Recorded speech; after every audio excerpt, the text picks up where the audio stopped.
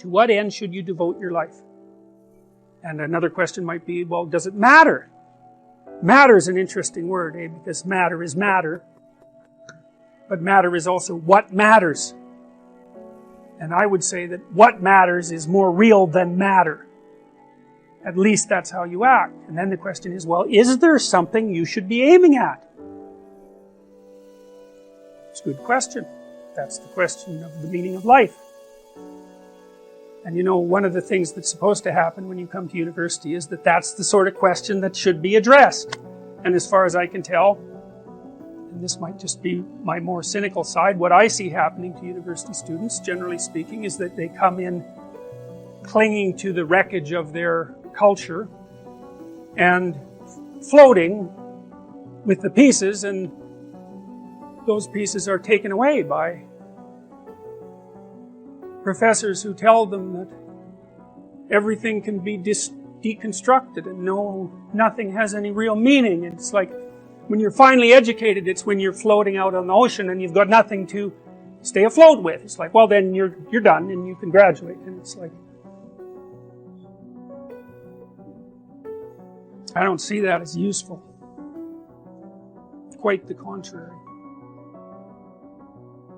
People ask what the meaning of life is, and it seems to me that meaning is proportionate to the adoption of responsibility. You know, like, let's say you have a little sister who's like 3. And you're going to take care of her. Like, questioning whether that's a good idea just seems stupid. You know what I mean? It just doesn't seem like the right kind of question. It's like, well, obviously, self-evidently, let's say, that's what you do. And do you find it meaningful? It's like, probably. You know, interacting with a little kid. When I had little kids, you know, when they were like 2 or under, we took them out to see their relatives, and they were older people, and you know, they watched that 2-year-old like it was a fire. You know, every second that little kid was in the room, every single adult was focused on him or her. That's something that people attend to, and that's a source of meaning. And what else is meaningful? Well, your family relationships are meaningful to you, and maybe the responsibility that you adopt as a friend, that seems meaningful. Maybe your decision to pursue a particular career and be of some utility in society. You know, part of that's governed by your desire to establish some security and get ahead. It's fine, but you're also playing an integral role in the maintenance of the structure that supports you. And my observation has been that in my clinical practice is that people just have a hell of a time if they don't slot in somewhere, you know. You know, you think, I got to go to work at 9 in the morning and, you know, I've got this rigid schedule. It's like, it's probably a good idea to be grateful for that, because what I've noticed is that if people pull out from those externally scaffolded systems, they drift. They get depressed, they get anxious, they don't know what to do with themselves. You know, they're kind of like sled dogs with no sled. And we're kind of like sled dogs, as far as I can tell, beasts of burden. Like, we need a load, man. We need a load. And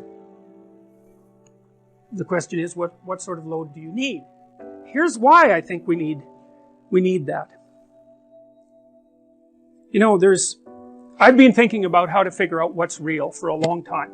And because I'm an existentialist, I'm operating under the presupposition that you can tell what people believe by watching how they act. I don't care what they say. I don't care what their statements are about their view of reality. Because the relationship between that and their actual actions is certainly not perfect, and sometimes doesn't even exist. One thing I've noticed is that no one argues with their own pain. Everyone who hurts acts as if they believe that pain is real. So we could say, the ultimate reality is pain. That's how people act. It's in keeping with the claims of many religious traditions. The Jews are always recollecting past pain. The Christian God is a crucified person. There's a fair bit of pain there. For the Buddhists, the fundamental maxim is that life is suffering. And it seems to me that there's a metaphysical claim there. The metaphysical claim, but people act as if their pain is real. Now, that poses a problem. Life is a pain. Life is suffering, let's say. And why is that? Well, it's because you can be broken, hurt, and destroyed. And so, that seems pretty self-evident. And worse, you know it. And that makes people unique. That's our self-consciousness, right? That's really what separates us in some sense from other creatures. Other creatures have some self-consciousness, like a chimp can learn to recognize itself in a mirror, and so can a dolphin, but, that's pretty bare-bones self-consciousness, Real self-consciousness is the knowledge of your borders. And not only in space, but in time. And as far as I can tell, human beings are the only creatures that have discovered the future. And that's really good because we can plan for the future, but it's really bad because, the future's finite, and that's a big shock to the old system. And it's the existential burden that everyone bears, and it's associated integrally with suffering. And so then you think, well, life is suffering, and it's finite, and that's part of the suffering. That's part of what makes you question the value of existing, and maybe the value of existence itself. So then what do you have to use as a weapon against that? Well, we talked a little bit about responsibility. That seems to work,